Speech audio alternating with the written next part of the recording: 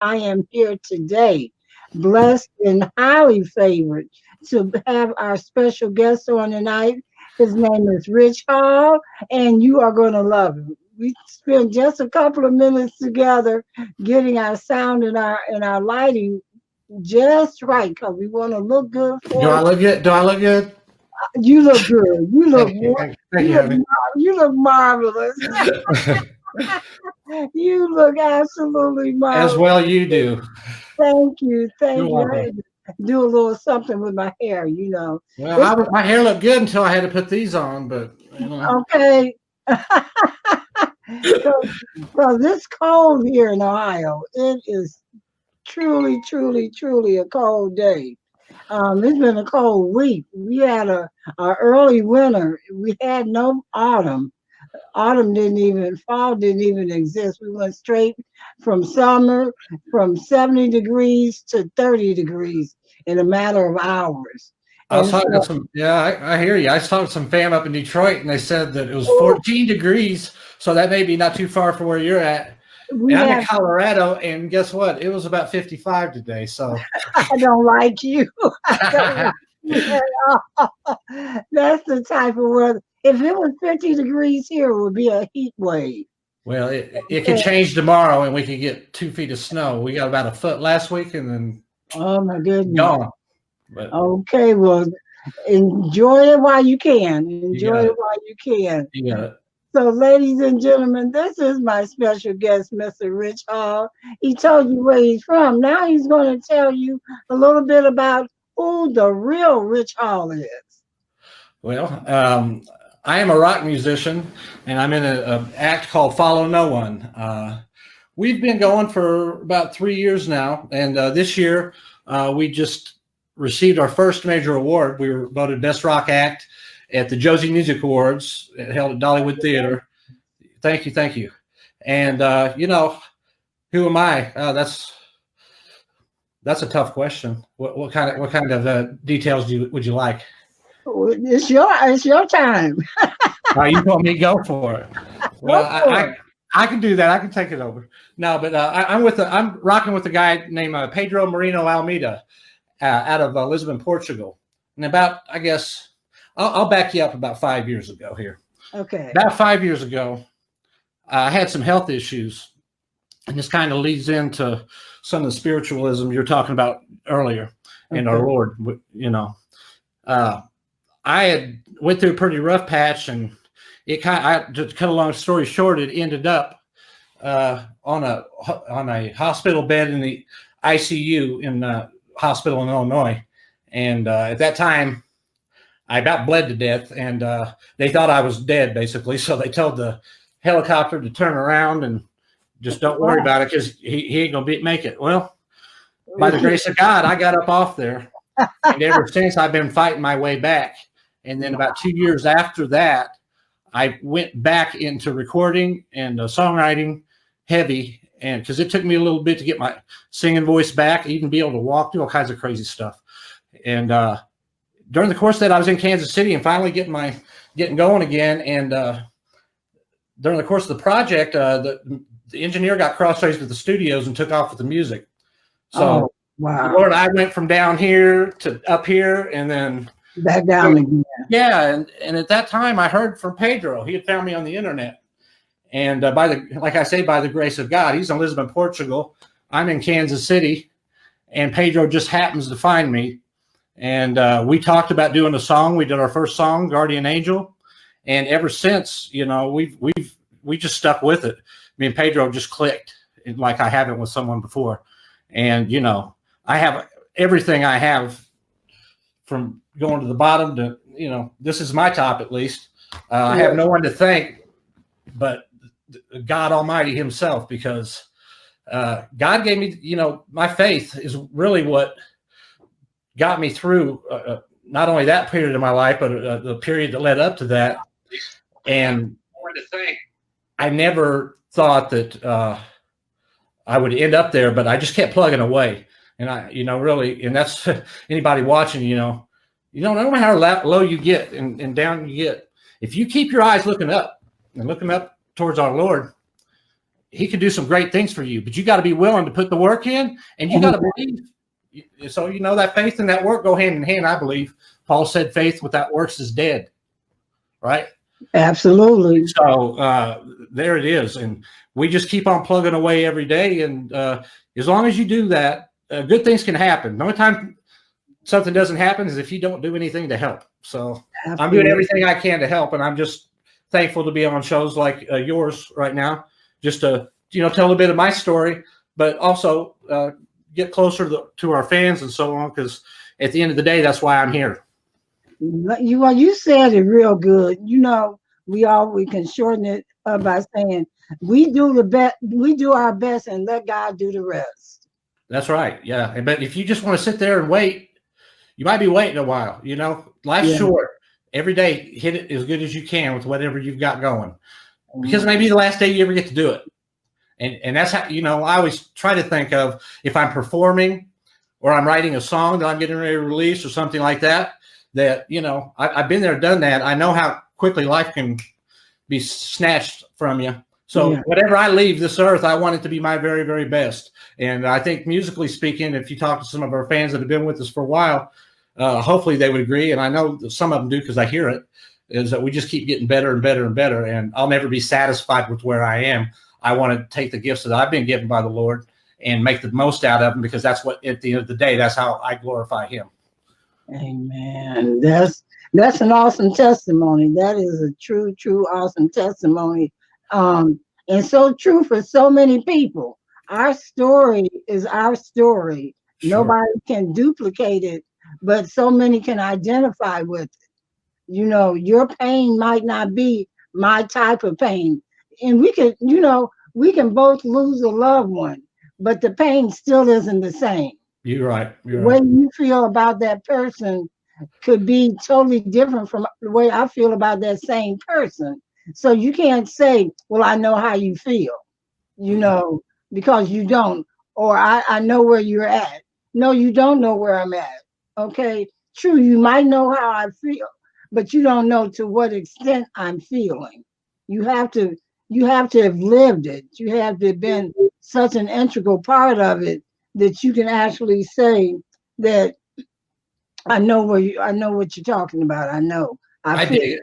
I feel what you're saying. Yeah, but what you said is right. We've gotten in, I think, just in general, we just want to throw everything into generic labels, be it religion, be it race, all white people are like this, and rednecks are like this, black people are like this, and whatever, no, man, everybody's different.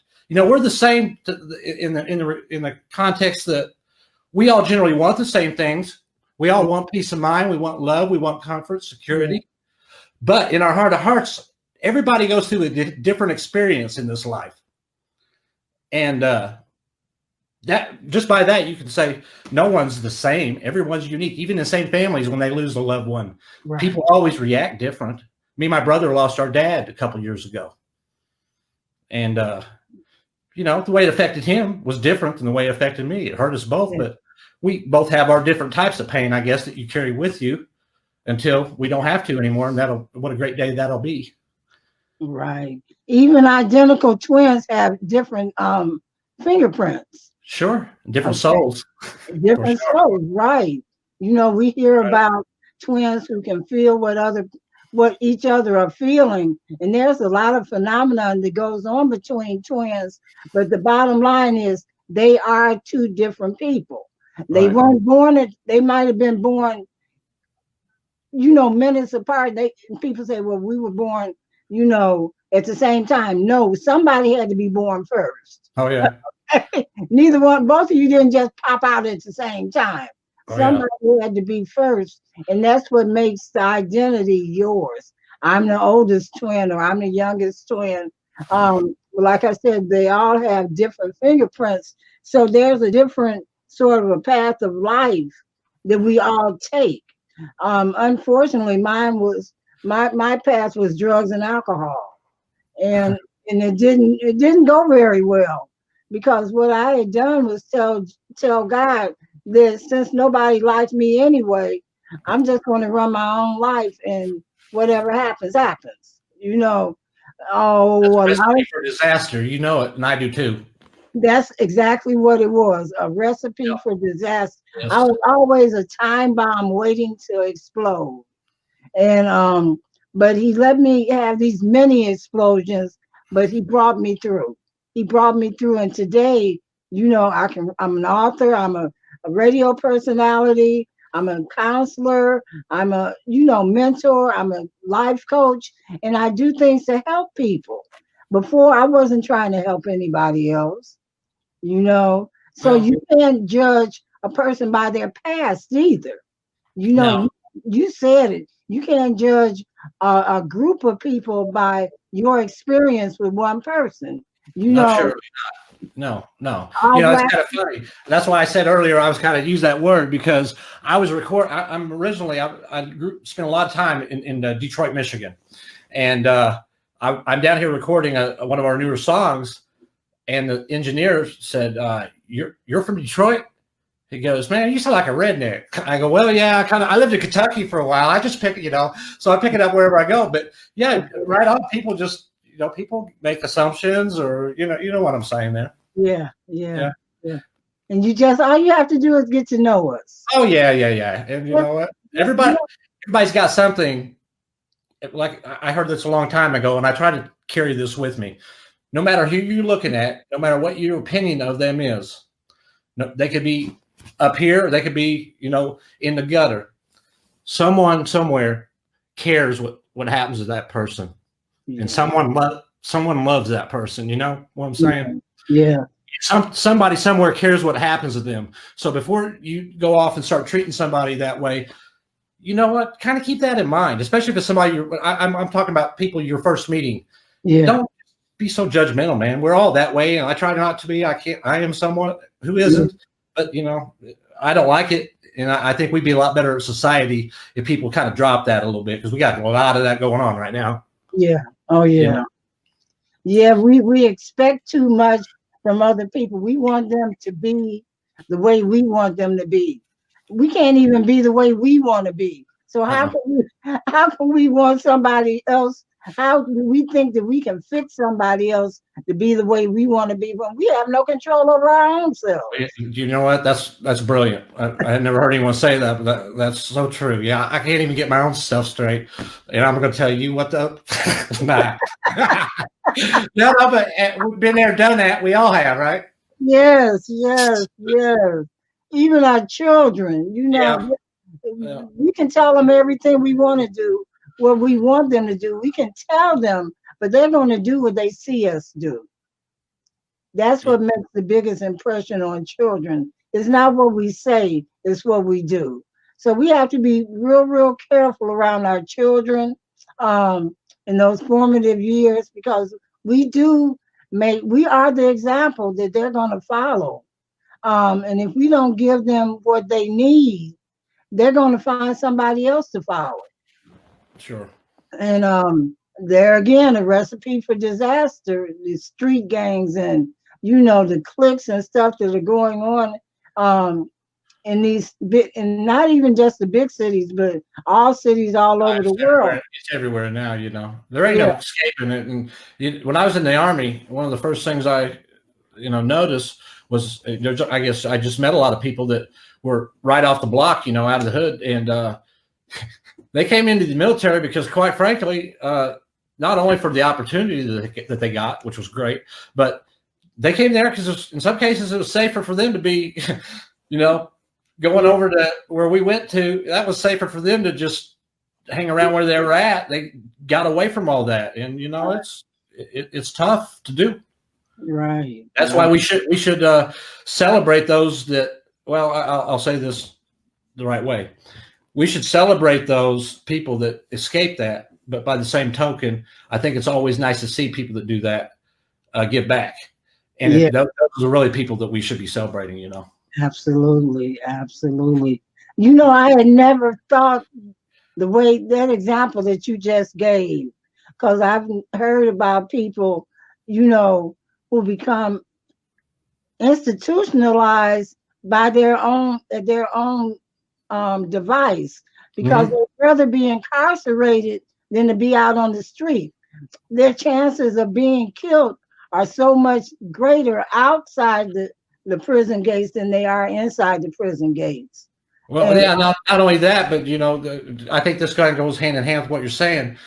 Some of the people that get locked up, we've set them up for failure. There's ain't no way. The way things are deck stacked against people, they're charging them while they're in jail. yeah, And they get out owing a bunch of money, and then nobody's going to hire them. What the heck do you expect to happen? So I like to see what I'm seeing going on in the criminal justice reform, to where we're not going to keep people locked up for stupid things, just the things that they need to be. But by the same token, there needs to be something else that goes with that. And I think it needs to be, well, okay, these guys really want to make an honest go at it, but you got to give them a little help. right. You can't make it so hard. That most people I've known that have done time all tell me the same thing. The system's set up to put us back in as quickly as they can do it. Exactly. I've seen it, and I'm sure you may have too. I've seen it and I've heard it. I've heard it with my own ears. Okay, I guess you did. I worked in the prison. And the last thing that some of them will hear is, "I'll see you when you come back." Yeah, that's real encouraging, isn't it? Right. So what do? No. They figure nobody cares about them anyway. So why not keep doing what I'm doing? They don't have anywhere to go back to. They weren't given any coping skills. They don't know what to do with freedom. So they do something, maybe not consciously, but subconsciously, to get caught again, so they can go back to that uncomfortable comfort zone. Yeah. As uncomfortable as it is, it still feels safe. Oh, no, I get it, because some of their friends are in there, even in some cases family members and the whole nine. But yeah, that's what I was just saying. Hopefully, what will happen here going forward is, some people deserve to be locked up. I ain't gonna lie to you, they should be, and good thing, keep them locked up, depending on what they did. But if somebody's getting out making an honest go at it, maybe we shouldn't be so hard on hiring people, giving them a second chance. And I like people that give people second chances. Absolutely. Everybody deserves one. Yeah, I've gotten one. I'm sure you have too. Maybe two. I've got more than one. Heck, I've gotten probably, I don't know. I've lost count. I don't have enough fingers and toes. I know. And if we would all look at the fact that we've all done something that we want to be forgiven for. Oh, sure. We all have done something. And so if I can't forgive you, what makes me think that I deserve to be forgiven? Yeah, people don't think it. They don't even think that way. Some get to the point where they're so arrogant and self-centered that they can't see anything farther than their nose. It's all about them. That me-centered person. Some people, the clinicians, call it self-centeredness. I call it me-centeredness, because it's all about me. Yeah. It's not about anybody else. It's not about my mother, my father, my brothers, my sisters, nobody. Society, especially, because of course I believe society did me wrong. Okay. Well. So I'm not going to be there for them. They're not there for me. But it takes something to happen. What was that one something that it took for you to just really, really turn it around, Rich? Well, almost dying, quite honestly. I mean, that's about as low as you get, Yeah. But at the same time, it wasn't like I expected it to happen. So it wasn't like, but that served as a wake up call. But what it caused me to do is caused me to focus on what's important in life more than anything. And some of those things I already had in my heart, but not everything. And really even more than that, though, it just gave me an appreciation for everything that I had, even though I thought I didn't have much at the time. Yeah. It gave me an appreciation for just, being able to get up every day and feel halfway decent to start out with. And then, it gets progresses from there. And quite honestly, the Lord, of course, but besides him, my kids were my inspiration to get out of that and get back to where I could be somebody that they could be proud of, and And I did some during that time period. I did some did a lot of soul searching, but I did a little giving back, like we were talking about earlier, and spent a lot of time working with the elderly in nursing homes. I actually preached to them on Sundays, and because they can't find people that want to do it because it's not paying. Well, I wasn't doing it for that reason, so I did that for a while I was getting better, and boy, that was probably better than any of the other therapy I could have done. Was just being with some great people and lifting their spirits and turning it lifted mine. And that's so groovy. Absolutely, absolutely. Wow. Again, what an awesome, awesome testimony. Ladies and gentlemen, this is Rich Hall. And he's again my special guest tonight. And he's got me sitting here with goosebumps all up and down my arms. Because as you can tell, I can identify with so many things that he's talking about. Yeah, I think we got a lot in common. Yeah. And what comes from the heart reaches the heart. Sure. So I can feel you. Yeah. We did different things, but we came to the same conclusion that if we let God use us, things are going to be all right. Sure. They might not be everything we want it to be. It might not be even close to what we want it to be, but it's better than it used to be. Laying on a gurney, and they're telling the helicopter, well, you might as well just turn around because he's not going to make it. That had to be one heck of a feeling. Well, I don't see. I'm replaying that because at that moment, I was like unconscious and some things happened even then. I actually deal with that in some music that was part of that project I was working on. I won't go into that here, but I didn't hear any of that. It was like when I saw the last people I saw there later on, they all just came up and, grabbed me. He's like, "Hey, you're alive." I'm like, "Yeah, what did you expect?" Okay. Well, they said you weren't going to make it. Yeah.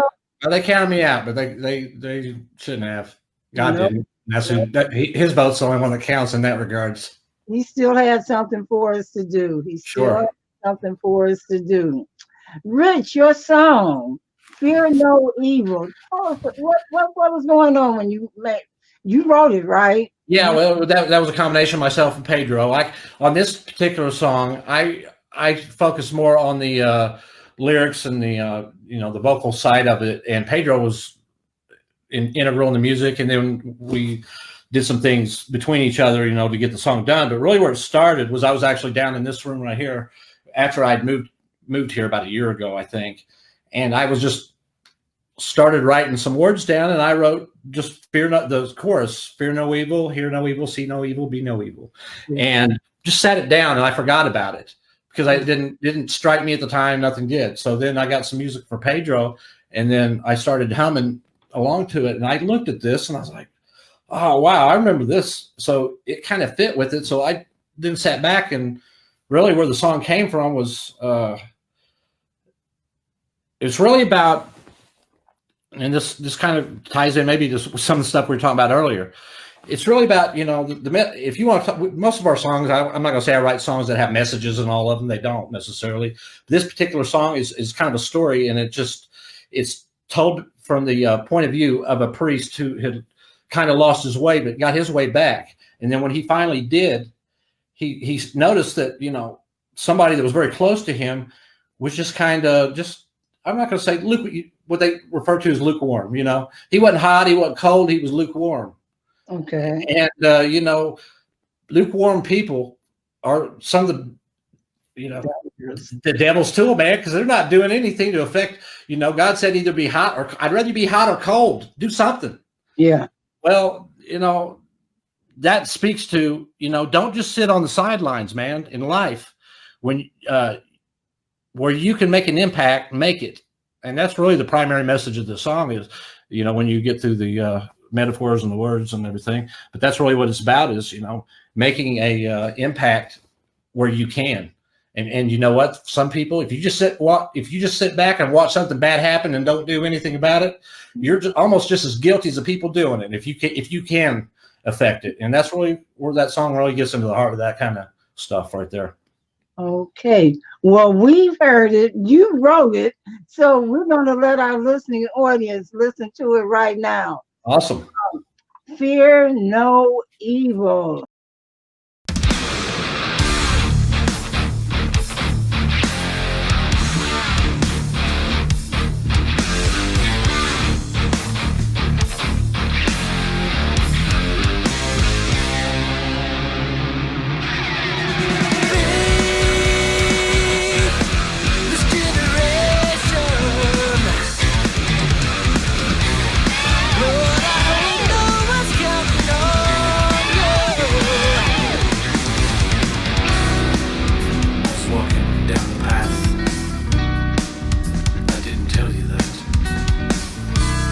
Tried to believe, and the people let me down. I gave them every chance, changed every circumstance.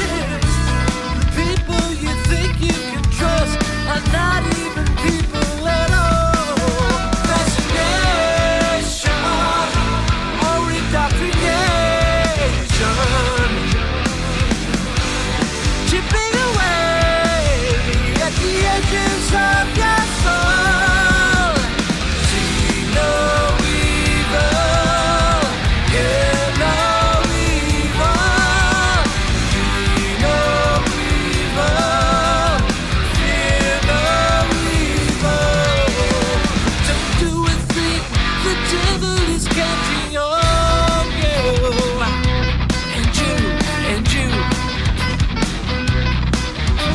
How long will it take for this madness to end? I'll know what you think, but then that's your brain. Isolation, deep lamentation, attacking your brain and damaging your soul. See no evil, hear no evil, feel no evil, fear no evil. Never forget all the dreams you once made. Just go to the light, everyone's waiting for you.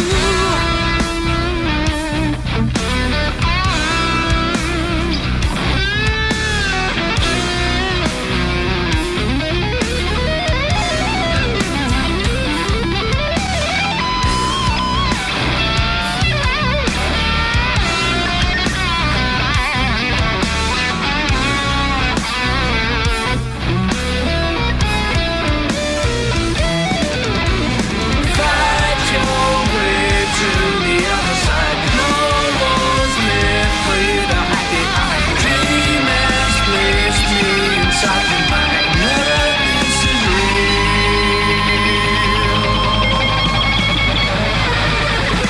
See no evil, hear no evil, see no evil, fear no evil, see no evil. Don't ever forget the dreams you once made before they fade away. I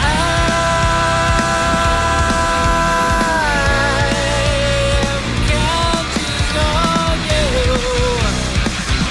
and you, and you.